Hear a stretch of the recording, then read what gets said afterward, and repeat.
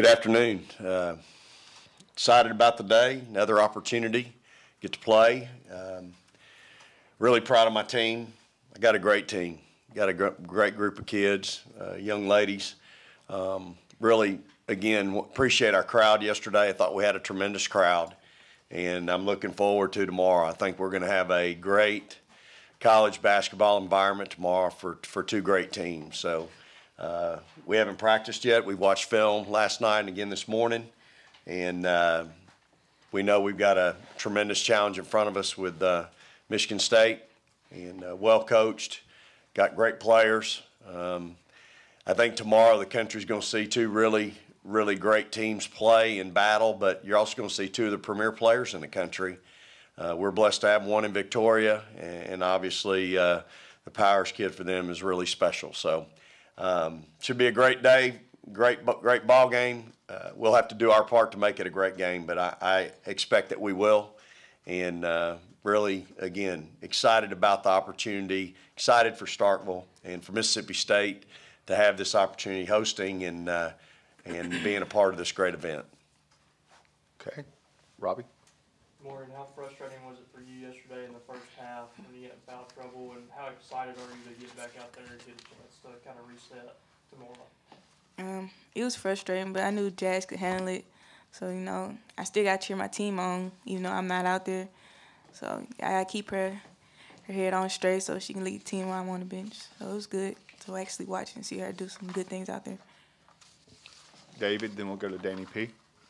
Dominique, Michigan State scores, I think, like 76 points a game, and, they're kind of an up-tempo team, and you guys are kind of a grinded-out defensive team. Are you worried about tempo in the sense that you want to get Michigan State to play your game instead of, getting too fast-paced, or do you even worry about that?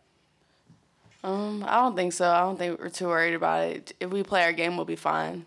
And, we're defensive-minded, and I don't think they've seen a team as good at defense as we are. So I don't think we're that worried, but we're just going to play our game. Victoria, Ariel said that y'all had a hi, how you doing kind of moment just to greet each other. Just talk about maybe meeting her and talk about her game, and what do you think about her game? I met Ariel last year at USA tryouts, and she's a very nice person, great person, on and off the court. And when she got here, she walked by the training room, and I said, "Hey, Ariel." She, ran in, gave a hug, all that. But not knowing that we were gonna play each other Sunday, so Ariel's a great person. She's very nice, and on the court she's nice as well. So I guess she's a great person. Probably won't be very nice tomorrow, though. No. Adam? Tom, you guys watched Michigan State play, and obviously you guys have probably seen some tape or film of them. Can you first talk about the difference between seeing them in person versus the impression that you got watching them on film, and then how you think you and your team are going to be different in person when they actually get to see you and play you in person rather than just watching you? In person, I haven't seen them play a team that, denies the floor like we do and, gets out and pressures them like we do. So they're able to run their stuff a lot more easily. And they have great guard play. They have some really good posts. They have great footwork. So we're obviously worried about that. And just tomorrow, as long as we play our game, we'll be fine, and just implementing what we're going to work on in practice. Michael? Tom, I know everyone, the defense, but I think Vic said yesterday you and Morgan went one for whatever from the field. How important is it just to get some offense going to help out Victoria? It's definitely important because I know they sat there and watched the same game that we just played, so they're definitely going to key in on Victoria, and we're definitely somebody's going to have to step up tomorrow. So I think we won't play as bad as we did the other day, obviously, but I think somebody definitely has to step up. To follow up on that point for either Dom or Morgan, is it a case of getting different shots, or is it just kind of getting hopefully the same shots and then knocking those same shots down tomorrow? We both got really good looks yesterday, so it's just a matter of knocking them down. We got really good looks. Same way. Yes, sir. I'll add, both of these kids have been shooting it extremely well. Dom's been shooting 47% in the last 5 ball games, so, and is our second leading scorer in those ball games. Morgan's been our second leading scorer all year, but in the last 5, Dom has really picked up her pace, which is good. We obviously need that from her, so I expect.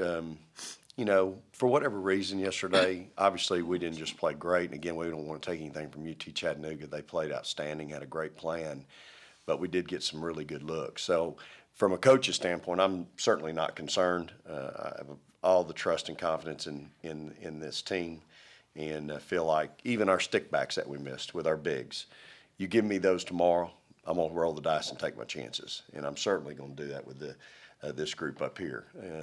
You know, Tori didn't exactly make everything she looked at, not like she has been. And Tori's been shooting at a really good pace.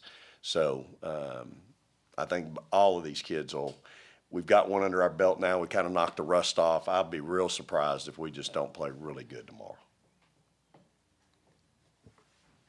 Victoria, coaches said that the team really plays well when you're clicking and feeling it. I don't know if how you feel if and when Dom and Morgan or Chinwe or whoever, if they're really having a great game on offense, how that affects you, or if you think about that when you're on offense, if it takes any pressure off. When Dom and Morgan playing great, it actually make the team play great as well. When they knock down shots, I'm very confident in them in the next shot they shooting. So I be want to pass them the ball rather than me shooting if they making it. So when they're on, I want to get my assist up. Steve? Dom, how important do you feel the home court advantage will be tomorrow, being able to play in front of your home fans?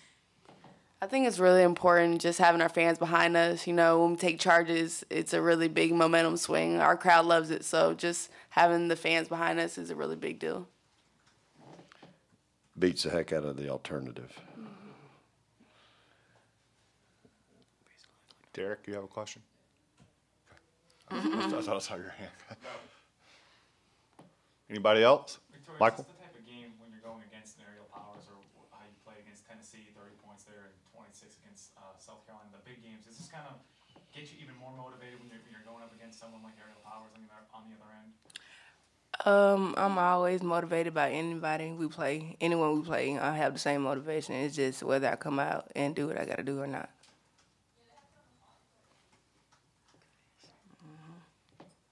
We have time for one more question. Okay, thank you, ladies, and good luck tomorrow. Thank you. Praise the Lord, go Dogs.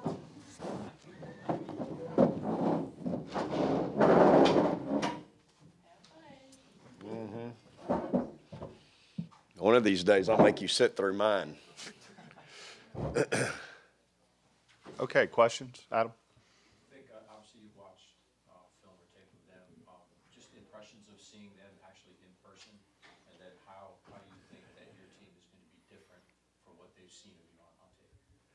Well, first of all, they are a big physical basketball team. Tremendous athleticism, great guard play.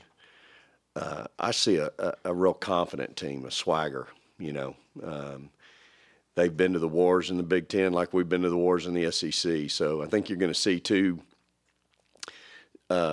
seasoned teams. Again, I think they have a little more experience than we do. But you're going to see two seasoned teams that have played, you know, we've played 34 games and they've played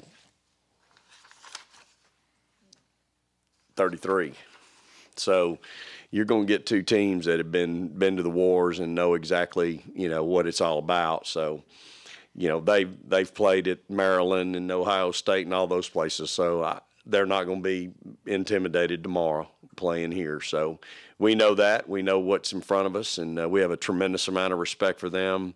I have tremendous respect for their staff consistently year in, year out. They're in the top 2 or 3 in the Big Ten, and they're always in this game in the NCAA tournament. So we got our work cut out for us, no doubt. And again, on top of that, excuse me, you're not only having to go against a great team, but you're going to have to go against one of the top 20 players in the country. And if you're not careful and you take your eye off the other 3 that are averaging double figures, any of those can go get 20. And so that's your fear. You know, Powers is getting 24, but the others are capable of getting 24. And so you really better pay attention to the entire group. And so that's our challenge. David? Dominique didn't seem particularly worried about the pace of play, but from your perspective, I'm worried about it. Yeah. Would you rather this game be in the 60s? Well, I'm always worried about transition defense. I think they're really good in the open floor. You saw a little bit of it yesterday. Again, I think they had a little rust just like we did. They probably didn't come in here and talk about how great they played. And again, not to take anything from Belmont, because I think Belmont did a great job with them. But I'm concerned about pace of play. I'm concerned about transition defense. They're averaging 76 points a game, non-conference and conference. They scored 107 in a ball game. Well, it was in double overtime. Yeah. I'm sure they probably did in non-conference. But bottom line is, 107 points is a lot of points, even if you add 2 5-minute quarters. So they are explosive in so many different ways. What you can compare it to baseball and good pitching versus good hitting. And there's all kinds of philosophies about which one of those wins. I don't know what's going to win tomorrow, good offense or good defense, but we're going to try to have both. We're going to try to have good offense and we're going to try to have good defense. You talked about Michigan State having that experience, but a lot of your girls have the experience of playing in this game last year. A little bit different with the atmosphere than it was last year, but how much can they use that experience last year playing in that game and feeling that disappointment and carrying it into this year? Well, you hope that you remember a little bit walking out of there and realizing, what, we were ahead at halftime. We had played really good. Had a little momentum going in at halftime. I think we made a 3-pointer at the buzzer to go up and really fought our tails off, all ball game, and just had some dry spells in the second half offensively. And then we let Greenhill get off on us a little bit, where she only had 2 at half, and I think she had 15 the second half. So you want to pay attention to those that you need to pay attention to. And so hopefully we can draw from that experience. But I really think that our biggest experience that we draw from is just the competition in the SEC and playing road games where we have to play them, and playing home games against the people we got to play against. To me, that's where we draw our experience from. And again, our crowd yesterday that's what gets you through the tough games like the game yesterday. Whereas we play that game on the road yesterday, who knows? But we're at home, and the crowd was tremendous, and it's electric in there. And I'm so excited about tomorrow, because I think we're going to have another good electric crowd for both teams. Michael? Vic, Belmont's coach said yesterday it was a 4-point game, then he looked up and it was 12 out of nowhere. How do you go about trying to slow down that transition? Because it seems like they can score very, very quickly. Well, I could ask the NCAA for 4 more timeouts, but I'm probably not going to get that. So, you just got to really take care of the ball, number one. You can't turn the ball over. And, we went through a stretch in the midway in the season. We went against Tennessee and South Carolina. We had single-digit turnovers. We had 5 in one of those games. That's unbelievable. We're turning it over a little bit more than I like to right now. So, number one, you can't turn the ball over, especially out top where you can't defend it. That's number one, because they bring it. When there is a turnover, it is a horse race to get to the other end to see who can get the layup. So that's concern number one. You just can't allow that. And then number two, you better find 23 and 1 in transition, because they will pull up from 25 and knock down a 3.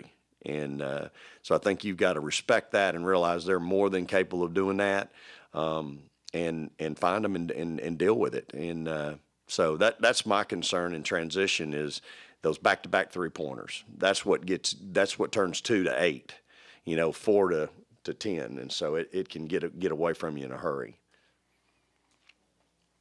Danny P. So I know Dominic usually gets the best offensive player on the other team. Do you anticipate her guarding Powers, and what is it about Powers that makes her so tough? Well, Powers is a lot like these big guards that we've seen throughout the course of the year. She's a Courtney Williams with Courtney Walker quickness. She's Tiffany Mitchell.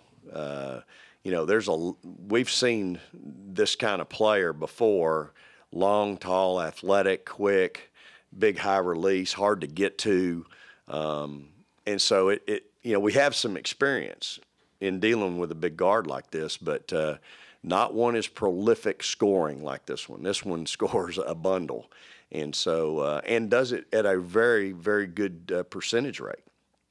You know, and I think that's the biggest thing is, you know, she's shooting 44%, 33 from three, and then she gets 10 rebounds on top of that. I mean, Danny, that's a full day's work, you know, and does it every night. So you got to give that kid credit and give her teammates credit. They know where to find her. There's spots on the floor where she wants it, and then it just becomes an NBA game. You know, it's just get them the ball in certain spots on the floor, and then they go jump up and score over you and create. And so that's what we've got to try to deal with is keeping them out of their comfort zone. You know, last time when we played somebody in our league, we didn't keep that big guard out of her comfort zone, and she's jumping up and scoring over us in the second half. So, again, we've got some experience there. Steve? Coach Merchant compared Mississippi State to Rutgers on steroids. Who in the Southeastern Conference would you compare them to and why? Well, I think they're a lot like South Carolina in some regards. They've got the Tiffany Mitchell on their team. They've got great point guard play. They've got you know, the weapons inside. Their 4-5s are really good players. So, you know, I think from that standpoint, they're physical at 5. You know, like a South Carolina. So I think you know, for me, I kind of start comparing them, and that's actually. We talked about that this morning in the staff meeting about how they kind of remind me a little bit of that. And so, and they'll run some high-low game, you know, like South Carolina a little bit. But just how hard they play and their execution is really good. And, you know, Dawn does a great job of that at South Carolina. Their half-court offense execution is so good. And again, I think that their coaching staff does a tremendous job with them on their half-court stuff. So, you know, it's I appreciate the compliment because I think that's a tremendous compliment that we're Rutgers on steroids because Rutgers has been pretty good defensively throughout C. Vivian's career. Adam? I was going to ask you, Christine Brennan had a column in USA Today about Connecticut and wondering why more women's programs haven't broken their run or haven't raised their level. Why? Your reaction to that, you probably haven't read it, but just your thoughts about programs elevating their stature to try to break up their monopoly, so to speak. Well, I think if you look across the country, more programs have raised their level. I think there's so much parity in our game now. Certainly, they have a great team full of All-Americans, great players. And Coach Ariema and his staff do a tremendous job coaching those kids. They always get the most out of those kids. I think that's what's really kind of not given credit. There's lots of teams across the country that have a lot of All-Americans. Coach Ariema gets the most out of his players. And so I think he's doing a great job of coaching those kids and developing them. You know, the key to success is you got to recruit well, you got to retain them, and you got to develop them. And we've talked about that here. And I think we've done that. But I think across the country, I think people have raised and elevated their women's basketball programs. But I think that's the separation. That's how big of a separation there is right now. Now, this time next year, because he's losing 4 great players, maybe you're not talking about as big of a separation. But guess what? They're still going to be good. He's still going to keep recruiting well. But I think the fact that he's got 4 seniors right now that were 4 really good juniors, you know, and all of them All-Americans, you know, that gives you a chance. But then give him a little credit. He's coaching those kids. He's developing them. He's not letting them settle. He's making them the best they can be. So, Any more questions? Michael? Ariel was talking about how she has some freedom within the offense. As a defensive-minded coach, how does that make it more difficult when there isn't a set play where she can kind of just go out and use her imagination?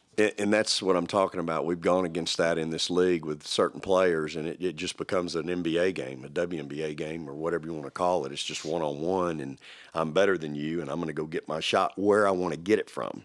And that's where we've got to do a better job than the last time that we played somebody like her in that number one, we can't let her get it in her comfort zone, and number two, we can't let her get it to her comfort zone. So, you know, you've got to do a better job, and then you're going to have to try to make her maybe take a shot or two that she don't want to take. And you may have to bring some help from somewhere, and that's hard because it's a good basketball team. You start bringing some help off somebody else, that somebody else will make you pay. I mean, not many times in our league, y'all, we go against a team that's got a kid averaging 24, 14, 12, and 12. That don't happen very often. And so they are a lethal offensive basketball team, but don't take, you know, I don't want you can't take away from their defense, because their defense is pretty good too. They lose in the Big Ten championship game, but they held them to 60, and Maryland's pretty good offensively. So I think you got to give them credit. They are really good, both ends of the floor. They're very talented. They're tough. They just got some hard nose to them. But again, when I watched them play yesterday, even when it was close, tight, I saw a confident team. I saw a team that's been in that situation, you know, before, and they were going to find a way to get it done, and they did. You raised a good point in not letting his kids settle. For a coach, that's what you tried to do here, and I think a lot of people in the room would agree that you changed the culture, you changed the mindset. How much of a challenge is it to change a player's mindset when she thinks that she's playing hard and you see the potential in her and trying to get that much more out of her? Well, one thing about that is the film doesn't lie. So if you're ever wanting to show somebody that thinks they're doing something and you know they're not, you just sit down in the room and shut the door and go, okay, let's look and see what we're seeing. And a lot of times that's a real humbling and an eye-opening experience is, hey, look, here's what you think you're doing. Look here, and you tell me if you still think you're doing it that way. And so I think that's one way to handle it. And again, you just got to keep, you can't give in as a coach. You got to keep coaching, got to keep teaching. Again, playing at home has its advantages, but at the same time, there's some disadvantages. I mean, you know, we still got we got distractions. You know, so many people, family, all that. I mean, we've got our kids in a hotel. Well, that takes away the advantage of sleeping in your own bed. But if I had some of my kids sleeping in their own bed, they might have 2 or 3 family members in there with them. So, you know, it's the lesser of two evils. But I just think you've got to stay after it and keep teaching and again, at some point too there becomes a trust factor. You know, they got to know, hey, he's right. She's right. I see it on film, and I'm not doing this, and I've got to do this better. And you know what happens a lot of times with young people? They get to thinking that whatever their obstacle is, they just think it's a monster. And they create this monster, and it's a whole lot worse than it really is. But they can't get out of their own way because they think it's just this unbelievable thing that they can't overcome, and it's really not. You know, let me tell you, I got a great group of kids. They work their tail off, and I know it's not like that everywhere. There's programs across the country, you know, you pick up the paper every day, there's something in transactions, you know. We always talk about, hey, we're going to stay in the sports page and off the front page, and our kids do that, and it's not that way everywhere. So, but I think you just build this thing in your head that, oh my gosh, I'm one for my last 25. What am I going to do? And instead of, you know what, I'm getting good shots, and they're in and out. You know, if I had 5 of them that went in and out, so you're not that far off. But sometimes you can just create this monster that you can't overcome, and it's not that big a deal. You know, so that's part of coaching.